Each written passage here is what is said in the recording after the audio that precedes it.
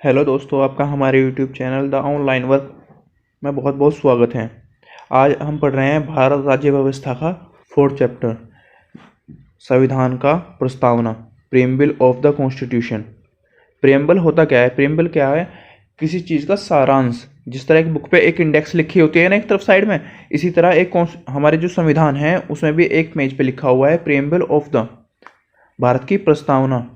हम भारत के लोग भारत को एक संपूर्ण प्रभुत्व संपन्न समाजवादी धर्मनिरपेक्ष लोकतांत्रिक गणराज्य बनाने के लिए एक समस्त नागरिकों को सामाजिक आर्थिक और राजनीतिक न्याय, विचार अभिव्यक्ति, धर्म विश्वास व उपासना की स्वतंत्रता, प्रतिष्ठा और अवसर की समानता प्राप्त करने हेतु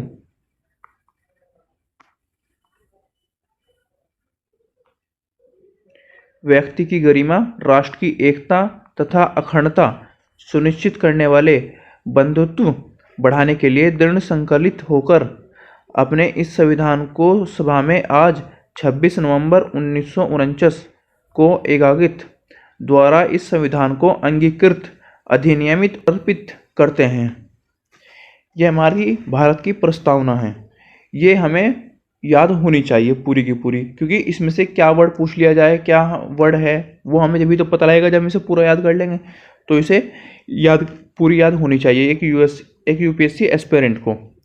याद करने का इसका एक तरीका है, आप सुबह उठते ही हम इसे पूरी प्रस्तावना को पढ़िए, प्रेम्बल को, फिर अगले दिन फिर शाम को सोते हुए पढ़िए, फिर एक बार सुबह पढ़िए अगले दिन और फिर अगली बार शाम को पढ़िए। ये आपको रिपीट 10 दिन तक ये करना है। 10 दिन बाद आपको ऑटोमेटिकली ये याद हो जाएगी। चलिए इस चैप्टर को शुरू करते हैं। सर्वप्रथम संविधान की प्रस्तावना भारत में सम्मिलित किया गया। अन्य देशों ने इसे अपनाया, जिनमें भारत भी शामिल था। प्रस्तावना संविधान के परिचय अथवा भूमिका को कहते हैं। इससे संविधान का सार होता है। मतलब क्या है, हमारे संविधान में क्या क्या है वो सब चीज़ इसमें लिखी हुई है। क्योंकि छोटे छोटे वर्डों में, एक आप देखते होंगे ना, जो बुक का एक इंडेक्स होता है उसमें हर चैप्टर, कौन से चैप्टर कितने पेज पे आएगा, कितने चैप्टर पे है, कौन से नंबर पे है, सारा लिखा होता है। इसी तरह इसमें है, हर चीज़ लिखी हुई है। न्यायविद व संवैधानिक विशेषज्ञ N.A. पालीवाला ने प्रस्तावना को संविधान का परिचय पत्र कहा है। मैंने कहा ना, एक इंडेक्स की तरह कहा है। ये संविधान को बताता है कि संविधान कैसा है। भारतीय संविधान की प्रस्तावना पंडित नेहरू द्वारा बनाए गए पेश किए गए संविधान सभा द्वारा अपनाए गए उद्देश्य प्रस्ताव को पारित किया आधारित है। इसे 42वें संविधान संशोधन अधिनियम 1976 द्वारा संबोधित है। इसमें समाजवादी धर्मनिरपेक्ष और अखंडता शब्द सम्मिलित किया गया। 42वें संविधान संशोधन में सबसे ज़्यादा अमेंडमेंट हुए हैं। जो 42वां संविधान संशोधन हुआ उसमें सबसे ज़्यादा अमेंडमेंट हुए हैं। और उसमें कौन कौन से शब्द जोड़े गए थे इसमें प्रस्तावना में, प्रियम्बल में? समाजवादी, धर्मनिरपेक्ष, अखंडता, ये सब वर्ड आगे आएंगे, मैं आपको सारे समझाऊंगा। चलिए आगे पढ़ते हैं। प्रस्तावना आपने पढ़ी ली। प्रस्तावना के महत्व तत्व क्या क्या है? इसके 4 मूल है। पहला क्या? संविधान के अधिकारों का स्रोत। प्रस्तावना कहती है कि संविधान भारत के लोगों का शक्ति अधिकृत करता है, शक्ति प्रदान करता है। मतलब मान लीजिए संविधान लोगों को शक्ति प्राप्त करता है। भारत की प्रकृति ये घोषणा करता है कि भारत की एक सामाजिक संप्रभु समाजवादी धर्मनिरपेक्ष लोकतांत्रिक व गणतांत्रिक राज्य व्यवस्था वाला देश है। तीसरा पॉइंट क्या है? संविधान का उद्देश्य। इसके अनुसार न्याय, स्वतंत्रता, समानता व बंधुत्व संविधान का उद्देश्य है। चौथा, संविधान लागू होने की तिथि। ये 26 नवंबर 1949 को तिथि का उल्लेख करती है।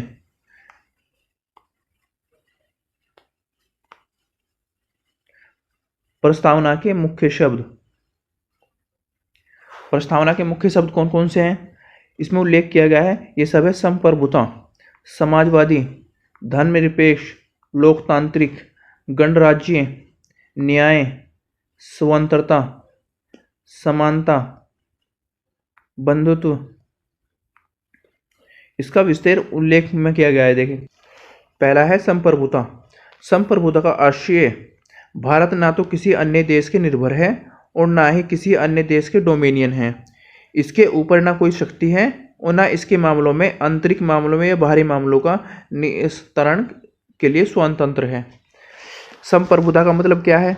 मतलब ये अपने फैसले खुद ले सकता है। ये किसी अन्य देश से ना तो डोमिनियन है, ये लिखा हुआ है ना डोमिनियन। डोमिनियन वो होता है जो राज्य जो किसी दूसरे राज्य के सलाह ऊपर चलता है, उसे डोमिनियन राज्य कहा जाता है। ये अपने आंतरिक मामले और बाहरी मामले दोनों का विस्तार खुद कर सकता है। अभी आपने कुछ समय पहले सुना होगा जम्मू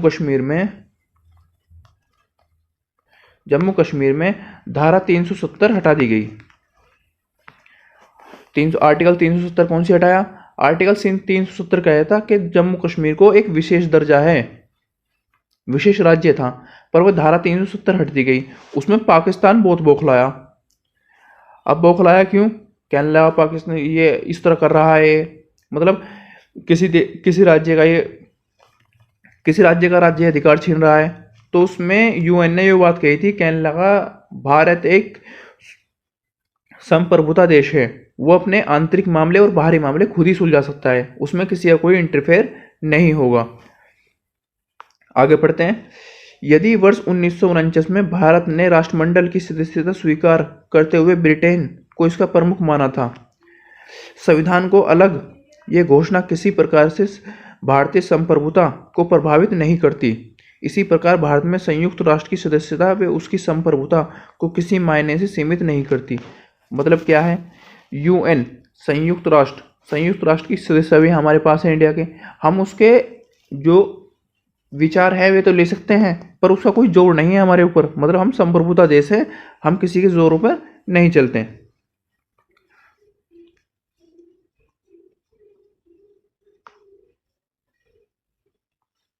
समाजवादी, वर्ष 1976 में 42वें संशोधन, आपको सबसे ज़्यादा देखने मिलेगा 42वां संशोधन। पहले से भारत के संविधान में नीति निदेशक सिद्धांतों के रूप में समाजवादी लक्षण मौजूद थे। दूसरे शब्दों में जो बात पहले संविधान के अंतर्निहित थी, इसे स्पष्ट रूप से जोड़ दिया गया।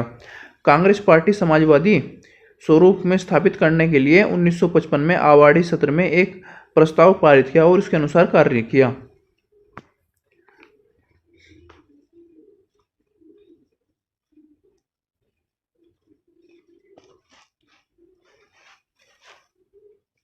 ये बात ध्यान देने योग्य है कि भारतीय समाजवाद लोकतांत्रिक समाजवाद, नाती सामान्यवाद समाजवाद, जिसे राजमिश्रित समाजवाद भी कहा जाता है, जिसके उत्पादन, वितरण, सभी साधनों का राष्ट्रीयकरण और निजी संपत्ति का उन्मूलन शामिल है। लोकतांत्रिक समाजवाद मिश्रित अर्थव्यवस्था की आस्था रखता है। वहाँ सार्वजनिक और निजी क्षेत्र साथ साथ में मौजूद रहते हैं। जैसे कि सर्वोच्च न्यायालय कहता है कि लोकतांत्रिक समाजवाद का उद्देश्य गरीबी, अपेक्षा, बीमारी और अवसर की असमानता को समाप्त करता है। मतलब सार्वजनिक न्यायालय क्या कहता है? सर्वोच्च न्यायालय कि जो लोकतांत्रिक देश है वो उसका उद्देश्य गरीबी, अपेक्षा, बीमारी, ना तो वो किसी गरीबी में, ना किसी बीमारी में, ना कोई अवसर में असमानता समाप्त करता है। मतलब सारे बराबर हैं उसके लिए, तो वो समाजवाद देश है, जिसे गांधी जी समाजवाद के रूप से झुकाव ज़्यादा मिला। धर्मनिरपेक्ष शब्द को 42वें संविधान संशोधन अधिनियम 1976 में द्वारा जोड़ा गया। जैसे कि उच्चतम न्यायालय ने भी कहा 1974 में संविधान 1974 में कहा था कि यदि धर्मनिरपेक्ष राज्य शब्द का स्पष्ट रूप से संविधान में उल्लेख नहीं किया गया, तथापि इसमें कोई संदेह नहीं है कि संविधान निर्माता ऐसे राज्य की स्थापना करना चाहते थे। इसके लिए संविधान में अनुच्छेद 25 से लेकर 28 धार्मिक स्वतंत्रता का अधिकार जोड़ा गया है। धार्मिक स्वतंत्रता क्या है? धर्मनिरपेक्ष, यहाँ धर्म के नाम पर किसी के साथ कोई भेदभाव नहीं होता, कोई किसी भी तरह अपनी पूजा कर सकता है, किसी भी तरह कोई अपनी अर्चना कर सकता है।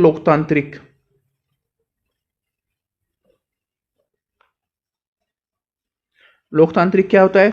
लोगों के द्वारा चुने जाना, कोई भी चीज़ लोगों के द्वारा चुने जाना।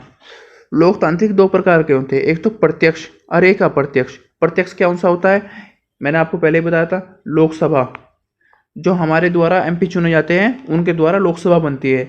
और एक होती है राज्यसभा, ये जो हमारे भेजे गए हुए मंत्री होते हैं, ये हमारे द्वारा चुनते हैं राज्यसभा के मेंबर्स को। और एक होते हैं पीएम और एक होते हैं प्रेसिडेंट।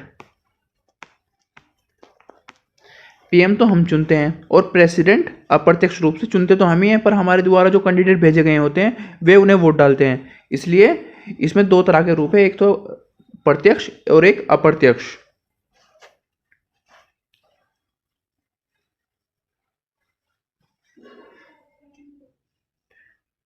पांचवा पॉइंट क्या है? गणराज्य। ऐसा लोकतांत्रिक राज व्यवस्था दो भागों में बांटी जा सकती है, एक तो राजशाही और एक गणतंत्र। मैंने आपको पहले ही बताया राजशाही क्या होता है, जिसके ऊपर कोई राजा राज करता है, मतलब राजा के द्वारा चली गई, राजा का बेटा राजा होगा। अब ऐसा नहीं है, हमारा देश गणतंत्र है। इसमें गणतंत्र क्या है? हमारे देश में वोट अधिकार है, हर साल, हर 5वें साल वोट के द्वारा चुने जाते हैं पीएम, राष्ट्रपति, मुख्यमंत्री। इस तरह हमारा देश गणतंत्र है। पढ़ लेते हैं इसके बारे में।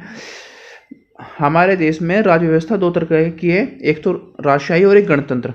राजशाही व्यवस्था में राज्य के प्रमुख राजा या रानी उत्तराधिकार के माध्यम से असीन होते हैं, जैसे कि राजा का बेटा राजा ही होगा, जैसा कि ब्रिटेन में है। वे गणतंत्र राज्य के प्रमुख हमेशा प्रत्यक्ष और अप्रत्यक्ष रूप से निश्चित समय के लिए चुनकर आते हैं, जैसे अमेरिका में क्या है? अप्रत्यक्ष रूप से चुन के आते हैं। जिस तरह हमारे यहाँ और अमेरिका सेम है, हमारे अमेरिका से ही गणतंत्र की प्रणाली ली है। इसलिए भारतीय संविधान की प्रस्तावना में गणतंत्र का अर्थ यह है कि भारत का प्रमुख अर्थात राष्ट्रपति चुनाव के जरिए सत्ता में आता है। उसका चुनाव 5 वर्ष के लिए अप्रत्यक्ष रूप से किया जाता है। आता तो चुनाव के जरिए ही है, पर उसका कौन चुनाव करते हैं? जिन्हें हम चुन के भेजते हैं वहाँ। गणतंत्र अर्थ में दो और बातें शामिल हैं। पहले कि ये राजनीतिक संप्रभुता किसी एक व्यक्ति जैसे राजा के हाथ में होने की बजाय लोगों के हाथ में होती है। दूसरी ओर किसी और विशेष अधिकार वर्ग व्यक्ति की अनुपस्थिति, इसलिए हर सार्वजनिक कार्यालय बगैर किसी भेदभाव के लिए प्रत्येक नागरिक के लिए खुले हैं। मतलब हर सार्वजनिक कार्यालय कैसे? कोई भी काम होगा वो हर आदमी करा सकता है।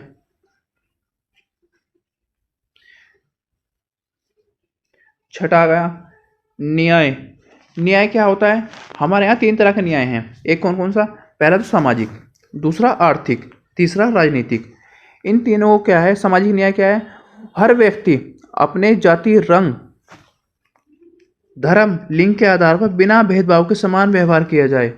इसका मतलब है कि समाज में किसी की विशेष अधिकारों की अनुपस्थिति और अनुसूचित जाति, जनजाति, अन्य पिछड़े वर्ग को महिलाओं की स्थिति में सुधार हो। मतलब क्या है?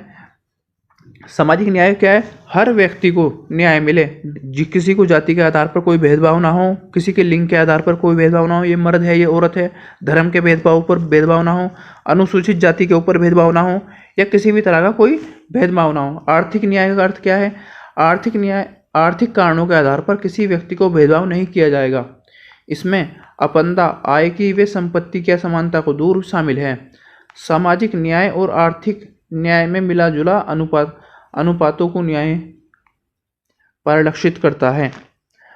आर्थिक न्याय क्या होता है? मतलब पैसे वाले पे कम न्याय हो, गरीब पे ज़्यादा हो, ऐसा कुछ नहीं है। यहाँ आर्थिक न्याय क्या है? सबके लिए बराबर है। मान लीजिए अगर सलमान खान के पास इतना पैसा है, फिर भी जो फुटपाथ पे उसने केस किया था उसके लिए उस पर केस चल रहा है, तो आर्थिक न्याय में आता है। तीसरा क्या है? राजनीतिक न्याय। राजनीतिक न्याय का अर्थ है हर व्यक्ति को समान राजनीतिक अधिकार प्राप्त होते हैं, वो चाहे राजनीति दफ्तरों में प्रवेश की बात हो या अथवा अपनी बात सरकार तक पहुंचाने का अधिकार हो। मतलब कोई भी व्यक्ति सरकारी दफ्तर तक पहुंच सकता है, अपने दफ्तर में जाकर काम करा सकता है। ये एक राजनीतिक न्याय है, ये उसे अधिकार है। 7वां पॉइंट है स्वतंत्रता। स्वतंत्रता कहता है लोगों की गतिविधियां किसी प्रकार की रोक टोक, अनुपस्थिति, साथ ही किसी व्यक्ति के विकास के लिए अवसर प्रदान करना। मतलब क्या है? स्वतंत्रता उसे हर चीज़ की स्वतंत्रता है, हर व्यक्ति के लिए मौलिक अधिकारों के लिए जरिए अभिव्यक्ति, विश्वास, धर्म, उपासना, स्वतंत्रता सुरक्षित करती है। इसके हनन मामले पर आप कानून का दरवाज़ा खटखटा सकते हैं। मतलब क्या है, कोई भी आपकी स्वतंत्रता हल नहीं कर सकता, पर याद रखिए आप अपनी स्वतंत्रता के लिए दूसरे का स्वतंत्रता हनन नहीं कर सकते। मान लीजिए आपको गाना गाने का अधिकार है और आप बीच रोड में गाना गाना शुरू कर दें, उससे पड़ोसी की स्वतंत्रता का हनन हो रहा है, क्योंकि पड़ोसी को शांति से सोने का अधिकार है। तो इसलिए आप अपनी स्वतंत्रता के लिए दूसरे का हनन नहीं कर सकते, और ये रूसी क्रांति से लिया गया है। 8वां, समानता। समानता का अर्थ है कि समाज में किसी वर्ग के लिए विशेष अधिकार की अनुपस्थिति में बिना किसी भेदभाव को हर व्यक्ति को समान अवसर प्रदान हो। प्रस्तावना हर नागरिक को इस स्थिति में अवसर समानता प्रदान हो। इस उपबंध में 3 ये आयाम शामिल है, नागरिक, राजनीतिक और आर्थिक। समानता 3 प्रकार की होती है, कौन कौन सी? एक तो नागरिक, एक राजनीतिक और एक आर्थिक। समानता को हम पहले भी डिफाइन कर चुके हैं, कौन कौन से में? विधि की समक्ष समानता, धर्म, जाति, लिंग, जन्म स्थान के मूल वंश के निर्देश में समानता, लोक नियोजन विषय की अवसर की समानता, अपारदर्शिता कांत, उपाधियों कांत। इस उपबंध में राजनीतिक समानता को सुनिश्चित की प्रतीत करती है, मतलब किसी भी आदमी पे किसी तरह का भेदभाव नहीं होना चाहिए, ये आर्टिकल 325 कहता है।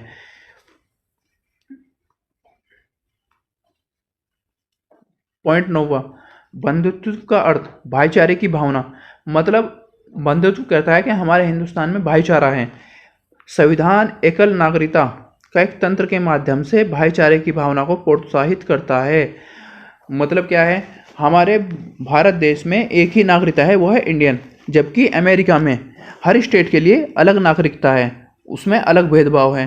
तो इसलिए हमारे यहाँ एकल नागरिकता का अभिप्राय है कहना हम सब मिलजुल के रहें, हर काम के साथ करें। हर भारतीय नागरिक का कर्तव्य होगा कि वे धार्मिक, भाषाई, क्षेत्र अथवा वर्ग विविधताओं के ऊपर उठकर सौंदर्य और आपसी भाईचारे की भावना को प्रोत्साहित करें। अब प्रस्तावना का महत्व क्या है? प्रस्तावना के आधारभूत दर्शन राजनीतिक और धार्मिक नैतिक मूल्यों का उल्लेख है। हमारे संविधान के आधार पर इसमें संविधान सभा की महान आदर्श सोच उल्लेखित है। इसके अलावा ये संविधान की नींव रखने वाले सपनों और अभिलाषा का परिलक्षण करती है। संविधान निर्माण में महत्वपूर्ण भूमिका निभाने वाले संविधान सभा के अध्यक्ष अल्लाहवादी कृष्णा स्वामी अय्यर के शब्दों में, संविधान की प्रस्तावना हमारे दीर्घकालिक सपनों का विचार है। संविधान सभा का प्रारूप समिति के सदस्य एम मुंशी के अनुसार प्रस्तावना हमारी संप्रभु लोकतांत्रिक गणराज्य का भविष्य फल है। मतलब हर लोगों ने अपने तरीके से उसे डिफाइन किया।